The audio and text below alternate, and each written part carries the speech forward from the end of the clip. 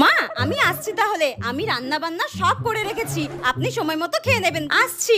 এ কি বৌমা, তুমি এত সেজে গুজে কোন রাজকার্যে যাচ্ছ শুনি? কেন মা, আপনাকে যে আমি পরশুদিনই বললাম আজকে আমার বান্ধবীর বিয়ে, আমি সেখানেই যাব। হ্যাঁ কয়েছো, কিন্তু আমি হ্যাঁ বা না কোনো উত্তর দিয়েছি? হ্যাঁ কিন্তু মা আপনি তো নাও করেননি। আমি কিন্তু একবার বারণ করেছি, যদি যাওয়ারই হয় তাহলে একেবারে তলপি তলপা গুছিয়ে নাও, একেবারে বাপের বাড়ি চলে যাও, ওখানে যা ইচ্ছা করবে চলে যাও। মনে হচ্ছে শাশুড়িটাকে। মা শুনুন না, আমাকে প্লিজ যেতে দিন না মা, আমি পার্লার থেকে 5,000 টাকা দিয়ে মেকআপ করে এসেছি। কি? কত টাকা দিয়ে মেকআপ করেছো তুমি বিয়ে বাড়ি যাবে বলে? এই রে কেলেঙ্কারি করে ফেললাম মনে হচ্ছে। না না না 5,000 না, 50 টাকা 50 টাকা দিয়ে এসেছি। ঠিকই করেছো, যা দেখতে তোমায় মেকআপ ছাড়া তো এতটুকু সুন্দর লাগে না। শাশুড়ির বাচ্চা শাশুড়ি, মনে হচ্ছে গলা টিপে একেবারে মেরে দিই।